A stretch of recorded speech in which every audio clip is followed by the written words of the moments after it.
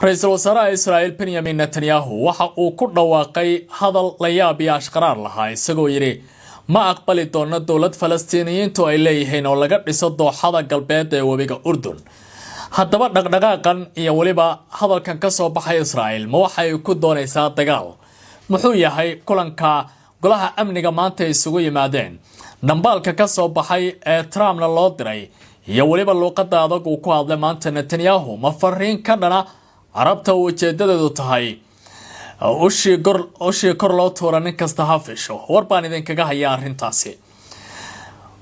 Dhaxal sugaha wadanka boqortooyada Sacuudiga Maxamed bin Salman waxa uu u socdaalay wadanka Mareykanka iyadoo halkaasi uu ku qaadan doono booqasho 3 maalin oo madaxda dalka Mareykanka iyo Trump uu kula kulmi doono 3 malaf oo waaweyn oo uu kamid yahay gaashaandhigga Sacuudiga iyo lacaga wadankaasi uu Mareykanku ku bixin doono ayaan idinkaga hayaa sheeko ay qorayaan qaar kamid ah wargeyso uu kamid yahay Cukaad sidee loo fasirayaa socdaalka 8 sano kadib in Salman uu ku tagayo wadankaasi Mareykanka.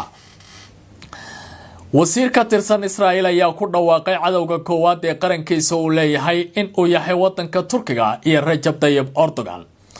Tani waxa loo fasirayaa isdiyaarin dagaal iyo in labadan dhinac ay isku wajahi doonaan gobolka Bariga Dhexe. Erdogan waxa la soo gaaray xilligii uu ka gudbi lahaa ficil uu jawaab dhameystiran si lahaa Israel. Maxaa ku qasbay wasiirkan xilka xasaasiga ah in uu dhalacayn sidaan oo kala u jeediyo dawladdaasi Turkiga. dhinaca kale qodobadaan idin haya waxa kamid ah dawladda Iran oo markii ugu horeysay madaxweyne ku xigeenkeeda uu furay fail sir badan ay ku dugnayd oo ay dadku la wadaagtay Tehran maanta. Waxa uu leeyahay hay'adda tamarta atomikada qaramada midoobay ayaa sabab u ahayd meelaha la weeraray qaarkood inay bixiyaan xogtaasi.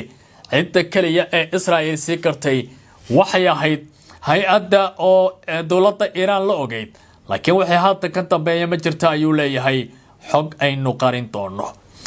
qodobadaasi ayaan dul mari doonaa warar ku saabsan diblomaasiyadda ayaa raaci doona iyo waliba qaab dhismeedka gobolka Bariga Dhexe oo hadda aad u gelgelinaya. maanta waxay u muuqataa hadalka Netanyahu ka soo baxay ama u muuqdaan iraahdee ujeedadii Soomaalida ay ku mahmaahi jireen ahayd baadin nin ku raagtay in uu leeyahay ayuu moodaa. sababtuna waxay tahay hadalka maanta ka soo baxay nidaamkaasi ee ka dhanka ahaa shacabka Falastiiniyiinta iyo dunida Carabta kadib markii uu yiri ma aqbali doono galbeedka webiga Urdun in laga aasaaso haba yaraatee wax la yiraahdo dawlad Falastiiniyiintu ay leeyihiin oo halkaasi ka shaqeysa.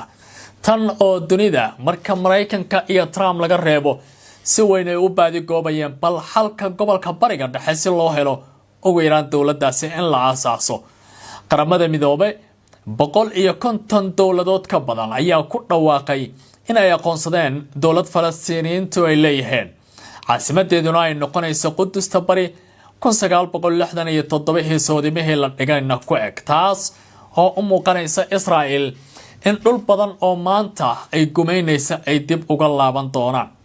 golaha wasiirada ee nidaamkaasi ayaa wargeyska The Haaretz waxa uu leeyahay Israel ka soo baxa kulan ay isugu yimaadeen. kulankaas oo lagu lafagurayo mustaqbalka gobolka Bariga Dhexe ayatiinka dambe ee Israel iyo waliba damaca Falastiiniyiinta iyo Carabta garab istaaga Mareykanka iyo waliba sida xaalka dhabta ah oo ku dhamaan doono marka lagu akhriyo himilooyinka dhinacyada kala duwan ay leeyihiin. hase ahaatee arrinta ashqaraar kale waxay tahay markii xafiiska Netanyahu war uu soo saaray lagu soo hadal qaaday dawlad Falastiina laakiin sidii loo maleynayay si aan ahayn ayay sheekadu u dhigmaysaa. waxa uu leeyahay aniga Trump waan u sheegay waana ku wargeliyay inaanan sii aqbali doonin in kooxdan Xamaas ay hub ku sii dhaxaystaan halkaasi magaaladaasi joogaan dagaalyahanadooda ay dhaqdhaqaaq sameeyaan. haddii la waayo xal diblomaasiyadeed oo la isla ogol yahay oo ay ku qaadanayaan in ay kaga tanaasulayaan gobonnimo u dirarkooda waxaan aqbalaynaa ayuu yiri in aan mar kale gorod gelina si aan uga qasabno inay hubkaasi dhigaan. arrintaasi waxa uu yiri isagoo si hadlaya inagu dooni mayna taageero waxaan rabnaa xaqiiqada ayaa lagu yiri qoraalka Israel ka soo baxay maanta. hase ahaatee marka la fiiriyo go'doominta saaran magaaladaasi tallaabooyinka Israa'iil ay qaadayso soo bandhigitaanka himiladeeda si xooga iyo si dadbanba waxa ay wadna qabad ku noqonaysaa dowlado waaweyn oo ay ka mid yihiin kuwa Carabta iyo Khaliijka oo muddo raadinayay dowlad Falastiiniyiintu ay leeyihiin. hadalkan waxa uu ku soo aadayaa iyadoo qaar ka mid ah warbaahinta Carabtu ay soo bandhigayaan sheekooyin naxdin leh oo ku saabsan xilliyada qaboobaha iyo roobabka ee magaalada Gaza iyo dhulka Falastiiniyiinta hadda ay ku jiraan caruur qabow u dhimanaya, kuwa gaajo u go'aya, waalidiin la meel ay caruurtooda joogaan iyo caruur markay u adkaysan waayeen qabowga baxaya ku hor oynaya waalidkood hase ahaatee aanu jirin cid u maciini karaysa. mustaqbalka caruurtaasi ayaa la leeyahay looma ogola karo dowladooda in hadda la aqbalo, waa sida Netanyahu uu ku doodaya. ma jiraan dowlado kala duwan oo arrintaasi ka hadlay amaba ugu yaraan baaq cambaarayna soo saaray oo dhahaya ma doonayna waxa Israa'iil ay raadinayso. hase ahaatee arrimahan oo dhan waxay ku soo aadayaan iyadoo dowladaha Masar iyo Qatar iyo waliba dalka Turkiga ay ka walaacayaan xaaladda dhabta ah ee hadda dhulkaasi ka jirta iyo waliba in aan la bilaabin wejiga labaad ee wada hadalka ku saabsanaa nabadeynta gobolka Bariga Dhexe. isla wararka gobolkaasi ayaan eegayaa wasiirka jaaliyadaha Israa'iil ninka la yiraahdo Amichai Jigli ayaa waxa uu si kulul u weeraray dowladda Turkiga. waxa uu yiri haddii aan nahay Israa'iil ma jiro cadow aan Turkiga ahayn oo aan leenahay. waa inaan ka fakarnaa sidaan uga hortagi lahayn hanjabaadaha, goodinta, baqagelinta iyo cabsigelinta Israa'iil ay ku hayso dhulkeena. niraade Turkiga ay ku hayaan dhulkeena. sidaas daraadeed waa in la qaado tallaabo adag ayuu yiri. isagoo hadlaya waxa uu leeyahay Turkigu waa qatarta ugu halista badan ee maanta Israa'iil haysata. wax kasta oo suuragal ah waa in aan sameynaa si aan Turkiga u go'doomino dhanka siyaasadda dibadda ayuu leeyahay. laguma dhawaaqin dhanka ciidamada ee waxa uu leeyahay dhanka dibadda. Israa'iil waxa uu cuntami waayay hadallada ka soo baxaya madaxda kala duwan ee Turkiga iyo dhaqdhaqaaqyada sirdoonka MIT la yiraahdo ay ku dhaqaaqayaan. Erdogan ayaa fagaarayaasha diblomaasiyadda ka difaacaya shacabka Falastiiniyiinta, Carabta oo xaaladoodu aanay fadhin iyo waliba gabi dhaclaynta Israa'iil oo ay hadba meel garoda iyo caasha gelinayso iyo waliba hadallada diblomaasiyadda miirana ee ka imaanaya falsafada fikirka iyo sirdoonka ee Hakan Fidan waa wasiirka amuuraha dibadda ee wadankaasi horana u soo maamulaya hay'adda sirdoonka ee Turkiga iyo ninka la yiraahdo Dr. Ibrahim Qalin oo isna ku dhaqaaqaya sidii aragtiyada sirdoonka iyadoo laga duulaya iyo amniga loo sameyn lahaa ama dib loogu qaabeyn lahaa xaaladda Bariga Dhexe loona awoodeen lahaa dowlado fara badan oo Israa'iil ay ku tumatay oo ay ka mid yihiin Syria iyo sidoo kale qaybo ka mid ah shacabka Falastiiniyiinta haatanna gacan saar dhow la yeeshay wadanka Masar. marka la isku geeyo arrimahan waxa ay furayaan albaab cusub oo ku saabsan xaaladda kama dambeynta ah meesha ay ka taagan tahay. shakina ma leh in labadan dhinac hadda ay yihiin awoodaha ku loolamaya gobolka Bariga Dhexe. laakiin su'aasha la isweydiinaya waxay tahay ma Erdogan mise Netanyahu yaa guul ku ladi doona.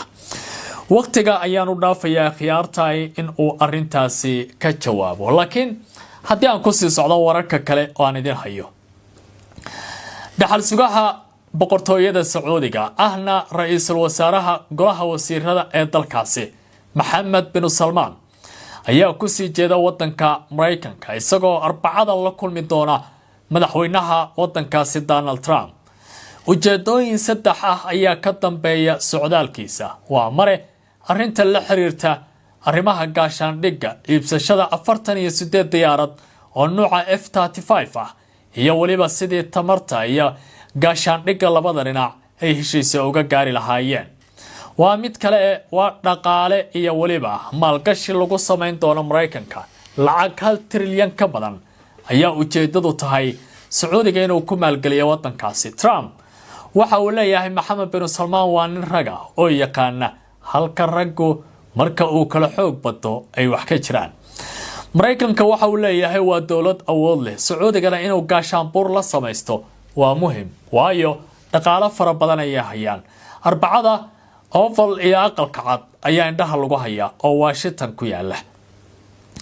qodobka saddexaad waa tamarta oo Sacuudiga waxay doonayaan in loo sameeyo tamar ku dhisan nuclear-ka. Tani Mareykanka ayaa ka walaacaya, dowladaha Yurub iyo waliba reer galbeedku waa ka walwalayaan. Sababtu waxay tahay baahitaanka nuclear-ka oo dowladaha ay leeyihiin waxaan u adeegsanaynaa hanaan nabdoon, hase ahaatee mustaqbalka isbedeli karaya. Waxay cashar ka qaadanayaan dowladda Iran oo markii boqor Shah uu talada haystay warshadaasi nuclear-ka Mareykanka iyo reer galbeedku ay u sameeyeen, laakiin markii talada islaamiyiinta shiicada ah ay qabteen wax kasta ay isbedeleen oo hadda loo caalayahay. waxaan eegi doonaa in Salmaan si loo soo dhaweeyo heshiisyada la gali doono iyo waliba waxaysan Israa'iil jeclaysan in la sameyn doono. dhinaca waxaan eegayaa dowladda Iran maanta war weyn oo dunida ay la yaabtay ayay banaanka keeneen kadib markii ay yiraahdeen hay'adda tamarta atomikada adduunka ayaa sabab u ahayd in la duqeeyo warshadii soo saaraysa shidaalka nuclear-ka ee Tehran ku taalay, taas oo kamid ahayd bartilmaameedyada Israa'iil ay ku qaaday weerarkii ka dhacay gudaha dalka Iran intii dagaaladu ay halkaasi ka soconayeen. ninka lagu magacaabo Maxamed Islaami oo ah madaxweyne ku-xigeenka wadankaasi hogaamiyana hay'adda daaqa nawawiya loo yaqaan ama tamarta ayaa waxa uu yiri in warshadan la weeraro oo kaliya waxa ogaan karay xogteedana bixin kara hay'adaasi, bal ka sheekay ayuu yiri sababta Israa'iil ee weerarkii ugu horeysay halkaasi ugu bartilmaameysatay. xogo badan oo dahsoon ayaan haynaa waana sii sheegi doonaa ayuu leeyahay. waxa uu ka waramaya fagaaro looga hadlayo xiriirka caalamiga ah iyo qawaaniinta u ogolaanaysa wadamadu inay isdifaacaan. marmii ugu dambeysay dowladda Iran waxa ay soo bandhigaysay hanjabaado iyo waliba diyaargarow ku aadan dagaal aan la aqoon goorta lagu qaadi doono, laakiin khibradu waxay leeyihiin marka la akhriyo xaaladda dhabta ee wadankaasi bariga dhexe waa dagaal muhurto.